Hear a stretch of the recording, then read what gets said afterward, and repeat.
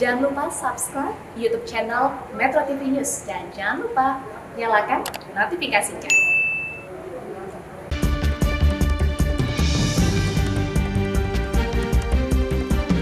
Pemirsa, larangan ekspor gandum India menambah ancaman krisis pangan dunia. Setelah sebelumnya ancaman krisis juga datang dari invasi Rusia ke Ukraina. Nah, kenaikan harga gandum pun tak dapat dibendung. Lalu apa dampaknya bagi Indonesia? Selengkapnya akan kita ulas dalam fact check dampak larangan ekspor gandum bagi Indonesia. Kita lihat penyebab pertama adalah, kita mulai dari alasan kenapa India kemudian melarang ekspor gandum ke sejumlah negara. Setidaknya ada 3 penyebab utama. Peristiwa invasi Rusia ke Ukraina menjadi salah satu di antaranya. Kemudian harga gandum global telah meningkat lebih dari 40% sejak awal tahun 2022. Dan mengingat adanya kedua negara ini yaitu Rusia dan Ukraina menjadi penyumbang sepertiga ekspor gandum global, maka ini menjadi salah satu penyebabnya. Kemudian yang kedua adalah gelombang panas yang melanda India tepatnya. Ini suhu udara yang tiba-tiba naik tajam membuat proyeksi rekor tertinggi produksi gandum sebesar 111,32 juta ton gagal terrealisasi tahun ini. Hal ini lantas membuat India memprioritaskan kebutuhan dalam negeri dan karena sebagian besar produksi gandum mereka memang dikonsumsi untuk masyarakatnya sendiri. Kemudian yang ketiga, menjaga harga terkendali sehingga pemerintah India melarang ekspor gandum India bukanlah reaksi yang didorong oleh krisis, tetapi tindakan yang diperhitungkan untuk menjaga harga domestik tetap terkendali. Kemudian larangan ekspor gandum India tentu berpengaruh pada dunia, mengingat India menjadi salah satu negara terbesar yang memproduksi gandum global. Tepatnya ada di urutan kedua setelah China. Nah, China sendiri menyumbang 29% dari total kebutuhan gandum global atau sebesar 135 juta metrik ton per tahunnya.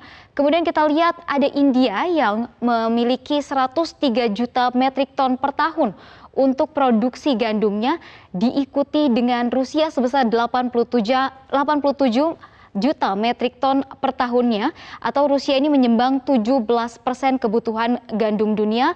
Ada Amerika Serikat kemudian 50,7 juta dan yang terakhir adalah Prancis yaitu sebesar 40 juta metrik ton per tahun.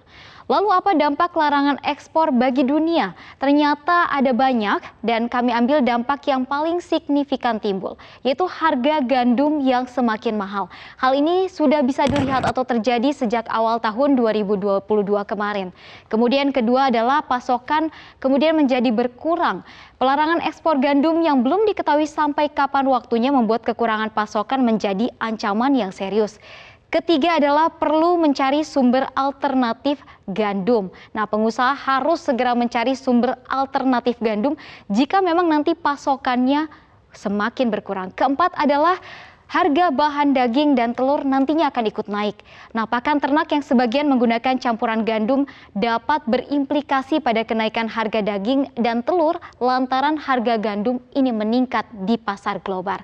Nah, seperti poin yang sudah kami sampaikan sebelumnya, dampak larangan ekspor gandum dari India ini langsung berimbas pada kenaikan harga gandum dunia. Kenaikan bahkan mencapai 5,9%. Begitu India kemudian mengumumkan kebijakan ini. Lalu kita lihat sedangkan data selama 5 tahun kebelakang saja memang untuk gandum sendiri ini sudah menunjukkan tren peningkatan. Kita lihat di tahun 2018. Harga gandum per basel ini adalah sebesar 615 US dollar. Kemudian naik di tahun 2021 mencapai 710,26 per basel. Di tahun 2022 naiknya ini sangat signifikan yaitu sebesar 1.247,9 US dollar per basel. Ini adalah dampak dari adanya invasi juga yang dilakukan oleh Rusia ke Ukraina pada awal tahun 2022 kemarin. Nah, kenaikannya ini mencapai 75,7% dari tahun 2021 jika kita bandingkan year on year. Lalu bagaimana dengan importir terbesar bagi Indonesia? Jika India ini memang menyumbangkan gandum terbesar di dunia, namun bagaimana dengan importir ke Indonesia? Apakah India ini menyumbangkan peringkat yang cukup tinggi? Ternyata tidak. Yang pertama adalah Australia yang memiliki sumbangan paling banyak mengimpor gandum ke Indonesia atau sebesar 40,9%, atau dalam angkanya ini kita bisa lihat adalah 4,69 juta ton per tahun yang diimpor ke Indonesia, atau nilainya ini sebesar 19,7 triliun.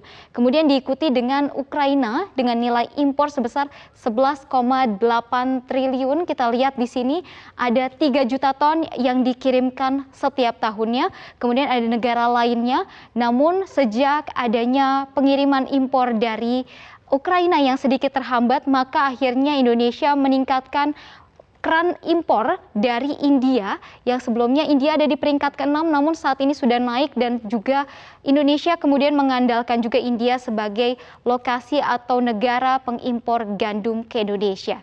Nah, dan untuk menjawab pertanyaan di awal, lalu apa dampak bagi Indonesia setelah ada kebijakan larangan ekspor gandum dari India?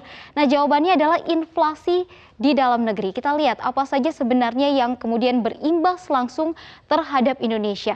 Inflasi di dalam negeri yang kemudian dikatakan paling nanti berimbas bagi Indonesia. Kemudian kita lihat ternyata permintaan gandum di dalam negeri ini memang cenderung cukup tinggi. Tapi daya beli masyarakat pada produk ini bisa turun jika nanti harga gandum ikut meningkat.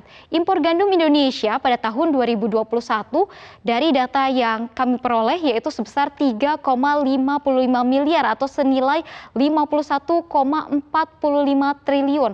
Namun ini meningkat signifikan di tahun 2022, tepatnya pada Februari 2022 saja. Impor gandum ini sudah mencapai 9,6 triliun. Dari kenaikan ini bisa dilihat adalah sebesar 34,8% dari tahun 2021. Nah, konsumsi olahan gandum di tanah air pun ternyata cukup tinggi, seperti tepung terigu, roti, mie instan, dan juga biskuit serta pasta. Kita lihat bagaimana dengan pola konsumsi di Indonesia. Produk turunan gandum yang paling banyak diminati di Indonesia seperti yang tadi sudah saya sebutkan.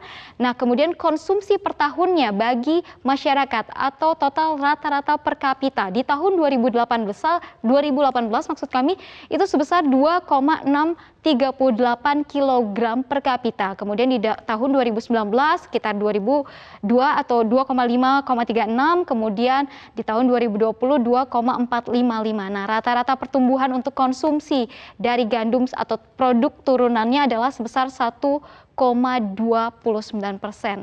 Maka langkah tepat pemerintah di sektor pangan harus dilakukan agar pengaruh larangan ekspor gandum dari India tak lantas berpengaruh terlalu besar pada ekonomi Indonesia.